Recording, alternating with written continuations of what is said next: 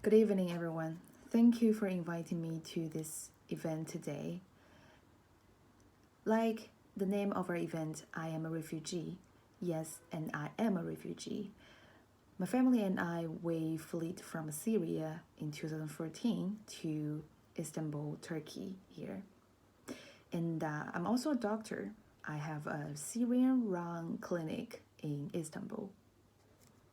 And I would like to take this chance today to share with you my observations of how Syrian refugees in Turkey are receiving their health care. And yes, and how the refugees here are affecting the healthcare system provided by Turkish government. In the past 6 years, Turkey has been the biggest host for Syrian refugees. It has hosted for over half of the 6.6 million Syrian refugees, and especially under the temporary protection regulation, Turkish government is required to provide free education and free healthcare to the registered refugees. So here comes my question. Did you pay attention to the name of my clinic when I was doing my self-introduction? So yes, it was the Syrian run clinic. So you might wonder if why are there why there are Syrian run clinics when the healthcare was provided. So that leads to my next point. And yes, ideally, the Turkish government should have the big capacity to provide all the healthcare for the registered refugees. And indeed, for the past 6 years, it has been the backbone of all the refugee responses Turkish government have. However, there's one fact that the Turkish government neglected is the huge amount of unregistered refugees here in Turkey, and I'm especially talking about those who is not served by the state system. So they do have a need. These unregistered refugees, they can't enter the free healthcare system. So they do have a need for healthcare, and therefore there are Syrian run clinics like us. So currently there are three components made up the healthcare market here in Turkey for Syrian refugees. The first is the state provider. It's a state healthcare system provided by Turkish government.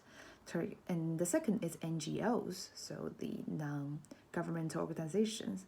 And the third is clinics like us, run by Syrian people. And NGOs and also us, we are designed to be temporary and also complementary substitutes for the Turkish healthcare system.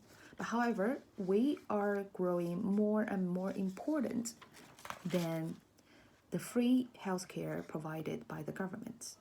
Why is that?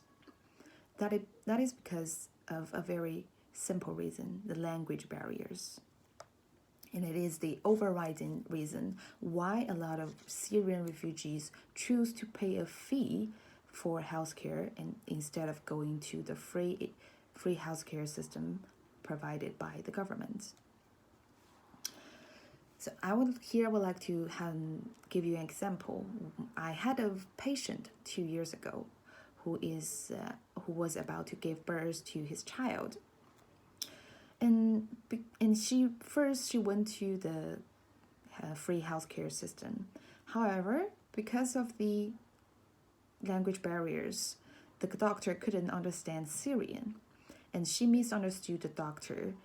That she thought the doctor asked her to have a cesarean, which she refused to do.